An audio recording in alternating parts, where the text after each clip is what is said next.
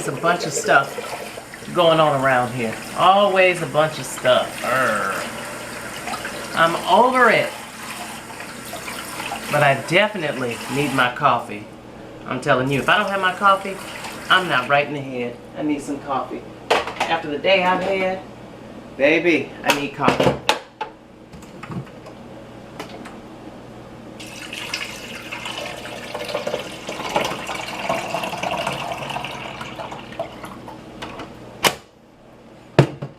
I don't know why, but filtered water is always the best for coffee. I know I look a hot mess right now. I do. And if you ever get a chance, bow, Don Frisco.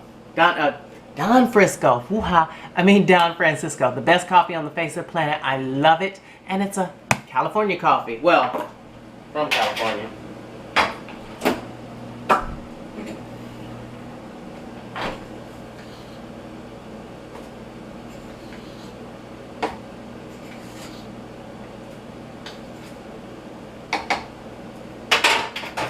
I've had too much coffee today. I probably don't need another cup, but you know what? Bump it.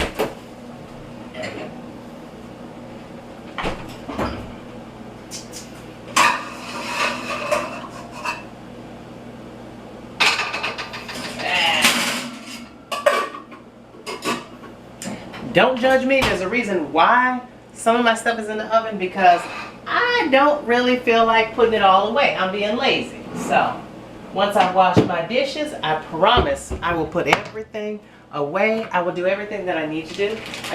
I'm not feeling it right now. I'm not. By any means necessary, I'm not feeling it.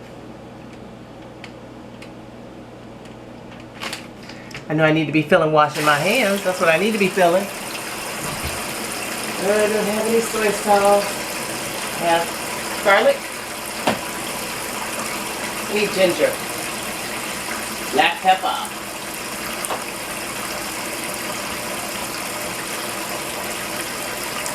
I need ginger.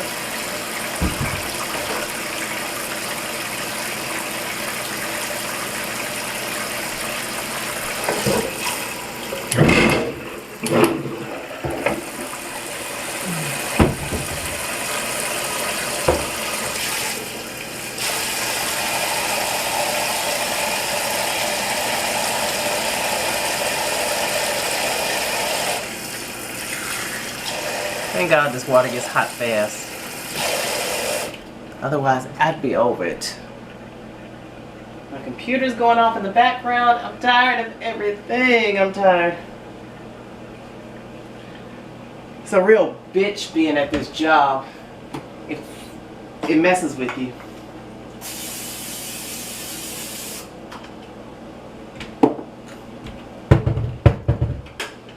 I need a hot wok. Hot wok.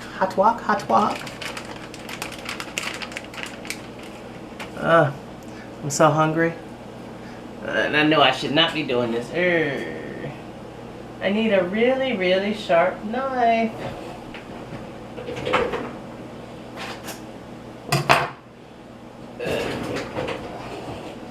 I don't know about you, but my pot don't come seasoned. So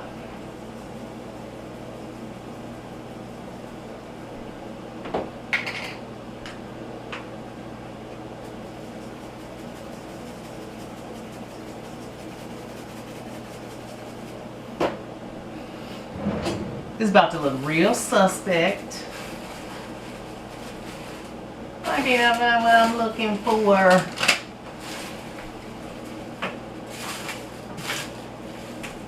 The hell? I can't find what I'm looking for. Wah, wah, wah, wah, wah.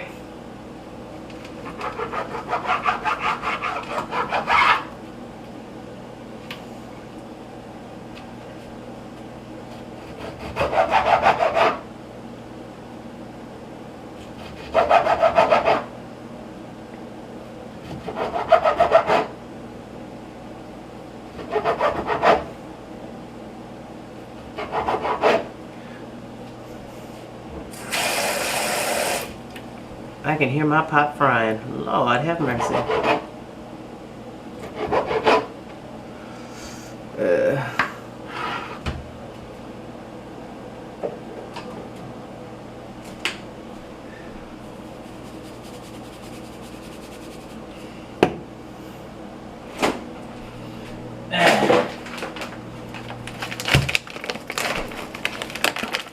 Always keep a dry hand. Or at least I try to. Don't always work that well.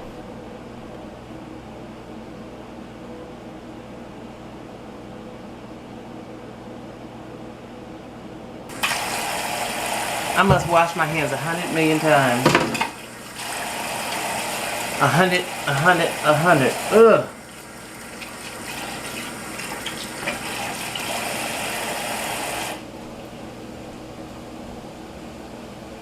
There's always so many things I have to do. I feel like there's never enough time in the day for me to do everything I need to do.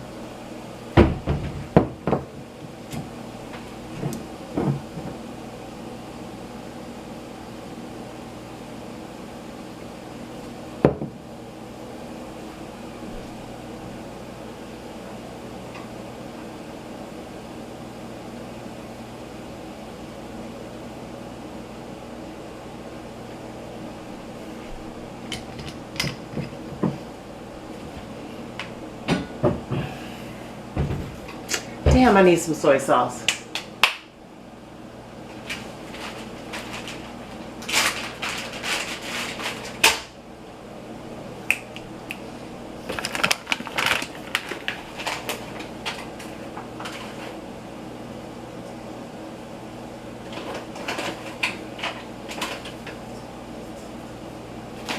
But sometimes I will put cinnamon in coffee. Gives it a little bit of extra kick. This guy I used to date, he loved cinnamon. But see, I don't always use cinnamon. Sometimes I use whatever I feel like. Cinnamon, nutmeg, it all tastes the same almost. I mean, hell, you put it in a peach cobbler, so ain't no damn difference. Then I'll make my coffee.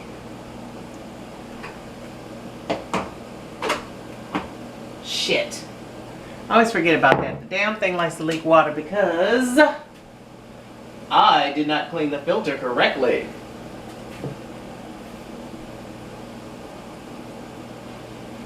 So while the coffee's making and the food is sizzling, here's the hookah. So I'm going to do a video today, and the video is going to be all of this plus me talking about some other stuff. So it's really candid, behind the scenes, yada yada. So I'm cleaning out the hookah too. I was actually smoking the hookah all day at work. I should not be pouring this in my sink with my raggedy dumb ass. But oh, and I got me a little bag right here that I can put the shit in. But yeah, so while I'm cleaning this out, I'll just tell you. Normally how it goes with the hookah, you're supposed to clean it out. Like I had a friend, Chris, and Chris used to do hookah parties all the time. So you're really supposed to clean it. It's detailed how you clean it, what you can clean it with. I mean, they're at home stuff that you can clean it with too. But if I'm using it like I've been using it all day, I pretty much just rinse it off. And then I'll do a deep clean when I'm done with it. After today's over, I'm not going to smoke no more for a while. That's just between you and me and y'all. Me and y'all. Because it's just a real pain in the ass to clean. And especially the damn cord. And I get tired of cleaning this damn thing. And again, don't be like my stupid ass just pouring everything out. I'm actually pouring it onto a little bag that you guys can't see. And I'm going to dump the bag in my trash. Coffee.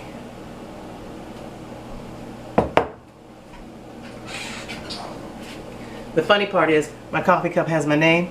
It was a gift from my second mother. I guess I could say my mother from another. She got me the mug, and because she knows I love coffee. Don't clown. I got the Kroger brand, but this bitch be on point. I only fucks with her and Miss Coffee Mate. I don't fuck with any others.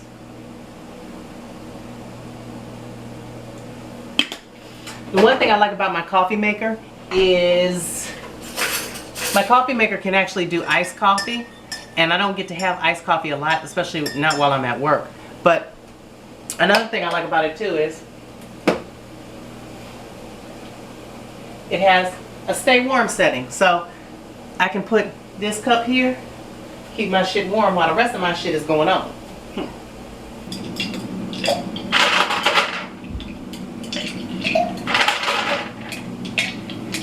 But again, different people do their hookahs.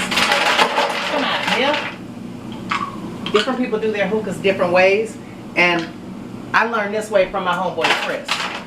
Shout out to Mr. Ellis.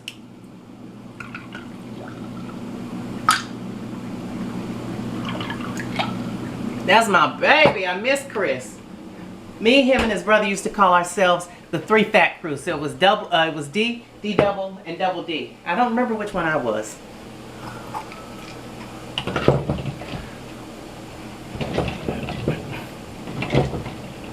If I could ever get my top on, Lord have mercy, story of my life. Can't never find a top.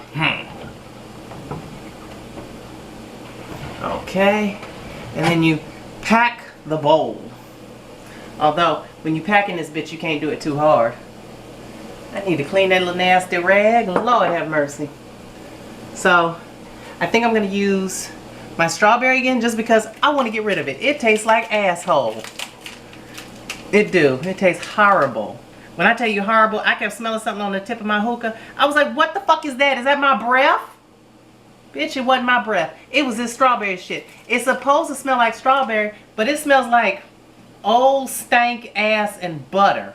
But when you actually do it, it does taste like strawberry, but it smells like old stank ass and butter. So imagine somebody stanking ass with butter on it. That's how the shit smells. I don't like it, but it is what it is. Because it tastes, like I said, when I inhale it, it tastes like strawberry, so I'm good. It's just beforehand it tastes like it. Beforehand it smelled like asshole.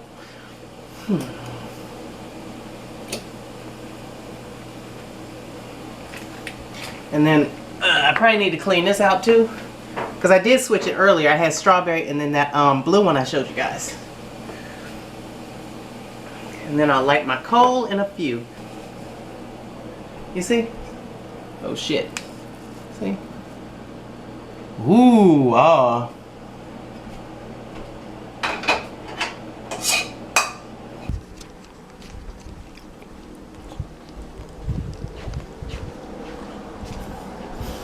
So, I'm going to eat this food, see? I'm going to eat my food, and yeah, then we'll do hookah and coffee.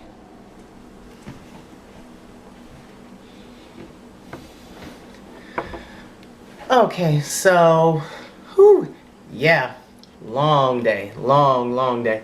See my journal? This stuff always falling out my journal. Lord have mercy. I need my coffee. Whew.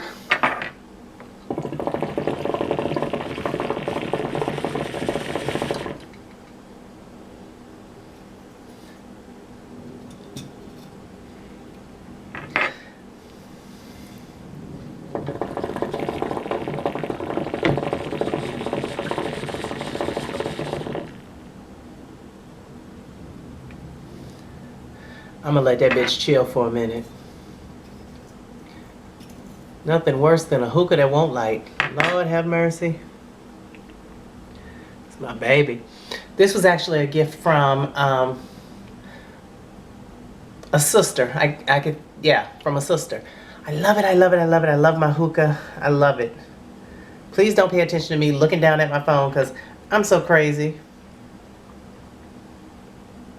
Let me just put that hole on silent. So, let's see. This is not going to be a traditional breakfast bang because I have my hookah and my cup of coffee. The food that you saw me with earlier, I ate that. Look, I couldn't even put that in the camera because I was like, look, let me go eat this because I was hungry. So it is what it is. I can't do anything without coffee, especially good coffee. Oh. Let's see, story time for the day. What will the topic be? Topic.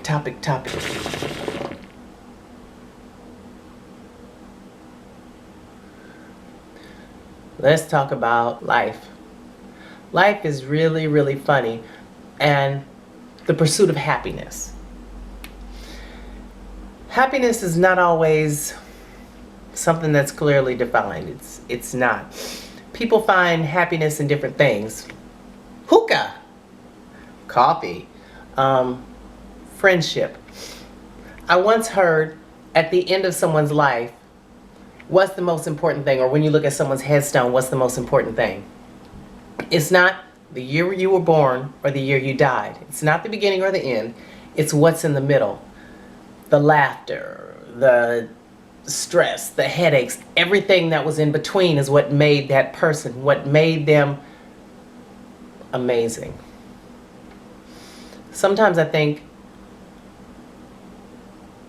we, me, hell, everybody, we need to reevaluate what makes us happy. Depending on how happy you are, or how sad you are, how overwhelmed you are, it can decrease from the quality of your life and how many years you have later on. The things we do now, we don't see what they do to us later because we're not there. We're not there at the end part of our life saying, oh, well, I wish I had done this, I wish I had done that. Sometimes you got to think, it's cool to like what you like and do what you want to do, but just know there's a consequence for everything. Everything good, everything bad, there's a consequence. Me, for example, I know what I love to do. I got pepper in my teeth. Lord have mercy. I know what I love to do, and what I love to do makes me happy and it takes away from my stress. I'm a big video gamer. I love that. You know, I've been learning to love video editing as well. It's relaxing. It's like playing a video game. After you do it, it's just like, okay, whatever. I love coffee. I do like smoking my hookah. But here's the thing. Anything you love to do, after a while, can borderline become an addiction. And I always say borderline because if you're doing something to escape, not necessarily enjoy, but escape, meaning you have something that stresses you out and bothers you so bad that you have to do something else to ease the pain or make it feel better. Good God, I got that pepper out of my teeth. Okay, to make you feel better. So for example, coffee. Reminds me of my granny and grandpa, who are like my mom and dad. They had a cup of coffee every morning. They would read the paper. They would talk about their day, what they're going to do. They would always begin the day with a cup of coffee. So I equate coffee with them, love and politics. But when I wake up in the morning, because of the job that I have, I'm very stressed. I'm very overwhelmed. So the first cup of coffee I have is not for pleasure. The first cup of coffee I have is to wake up and to pretend and to numb out. During my day, I can have anywhere from 1 cup to 4 cups. Hell, I can even have a pot and a pot and a half. Not necessarily because I'm enjoying it, because it relaxes me, because it brings me peace, but because I need it to go somewhere that I hate. It becomes an addiction during my work day. When I'm off work, I will have a cup of coffee, but I may not have it until 3, 4, 5 o'clock, and I'll wake up early smiling, just feeling like myself. And then when I do pick up the coffee, I smile. It can be iced coffee, it can be hot coffee, it doesn't matter. It's no longer an addiction because I'm back to being me. I'm not being someone else, I'm not being abused or mistreated. My hookah. I only smoke hookah to relax and unwind. You know, it sits up in a box in my bookshelf. It sits there as decoration because I don't need it all the time. But again, like today, I must have smoked from 8 o'clock up until about, what time is it now? Up until about maybe 12:01, because I needed to just be so mellow and on something that I just don't give a fuck how I get abused. That's the shit I'm talking about. You sit there and you're doing something you love or you like, something that normally brings you peace of mind. You do it to numb out. You do it to cope. It's not fair to you, and it's not fair to your health. Granted, anything in excess can be bad for you and cannot be good, you know. But anything in moderation is not bad. It's not going to kill you. It's not going to lead to any adverse health effects down the way. I mean, I take, outside of this stuff, you know, hey, I take a shit ton of vitamins. I drink a lot of water. You know, I don't put anything excessively into my body I shouldn't. But again, because I'm sitting here and I'm somewhere that brings me such displeasure, I have to do things to numb out, to say that it's okay. When do people, and this includes me, when do people realize that it's not okay? It's not okay to be somewhere where you're not happy. It's not okay to sit there and say, because I have this, because I have that. We all got the responsibilities. We all have the problems. We all have issues. But if you allow the major contributing factor in your life, that's 90% of your life, to stress you out, to make you upset, to make you feel vulnerable, then you're going to do other things that are self-destructive. Maybe not today, maybe not tomorrow, but somewhere in the future it will be. If I drink enough coffee like that, a pot and a half every single day, let's say I do it for a year, I could wind up with some problems later. Let's say I smoke hookah every day for, I work 11 hours. Let's say I smoke it every day for 11 hours. Let's say I do it for a year. I might start to have throat problems. It might, you know, I might cough a lot. I might do this, I might do that. It could cause a lot of problems. I've actually thought about, you know, hey, let me go out and get a bottle of liquor, sit here, and just be drunk. Let me be drunk my entire shift. I actually have coworkers and people that I know that go into work, only at work are they high, are they loaded, because they feel like, hey, I got to do this to be here. That's not okay. It's really, really not. I actually had my boss turn around and tell me that I should sit there and just take abuse. On what job is that fair? Where do people feel like it's okay for you to sit here and take abuse? Really? And then when I choose not to take the abuse and I get quiet because you feel as an individual that you can abuse me, then I get in trouble and I get written up for that. Because you should have listened, you should have de-escalated. I'm sorry. You cannot de-escalate a fucking idiot. You cannot de-escalate somebody who has ugly in their heart. You can't fix somebody who does not want to be fixed. And that's the bottom line. There's no way to sugarcoat that shit at all. You can only treat somebody the way they want to be treated. I don't want to be treated like that, so I'm not going to respond to that. I'm sorry. You can fire me 100 million times in this motherfucker. I'm not going to be abused by you or anyone else. I will not take that from my mother. I will not take that from my sisters. I will not. You have to give respect in order to get it. You don't give it? Look here. I'm not going to take it. I'm not going to be the one. I'm sorry. And that's just a life thing, you know. Hey, we're all in this together. We got to learn how to respect each other, understand each other. And I get it. You know, sometimes people understand some things, sometimes people don't. It is what it is. But at the end of the day, I got these stupid gnats flying around. At the end of the day, nobody deserves to be anywhere. Anywhere. I don't care if it's school. I don't care if it's work. I don't care if it's around your mom or your sister. Anywhere that you're constantly under an umbrella of depression, sadness, anything like that where you can't function and you can't be yourself. And I get it. You know, you can't always be yourself at work or school. You know, you're busy doing a lot of things. I get it. Some stress, some, you know, being sad is normal. But when you have the same feeling over and over and over and over again, that's not healthy. Because even if you try to justify it, no matter how you justify it, you're going to find some way to do something to harm yourself. And I'm not saying, you know, like, oh, taking a knife or anything like that. But what I'm saying is, you may say, okay, well, I'm so sleepy here. Let me go ahead and have a cup of coffee. And you just keep drinking coffee throughout the day to numb out. Or I need some candy. Let me just eat some candy. Let me keep eating it. Let me keep eating it. And I'm not saying like, you know, a little bit here, a little bit there. I'm saying like you start doing it all day to wake yourself up, to be aware. How is that okay? It's not. It's not. Under no justifiable circumstance is it okay. You know, nothing should ever put you in a position where you don't feel like a human. You feel like a mindless automaton. You're just sitting there, you're on automation, you're going through this. And granted, there's some days where you will do that. You know, like you wake up, you have a routine, whatever. But just feeling like you're on autopilot all the time, you don't matter, you're not here, that's not cool. And for any place to make you feel like that is not the place for you. A human being is not meant to do the same thing all the time, the same way all the time. That's a fucking computer. Computers have no emotions, they have no minds. They do what they're programmed to do. People are not that way. You don't program a human to, okay, nah. You can't program a human to take abuse. You can't program a human to feel. What separates us from machines and a lot of animals is we have a mind to think.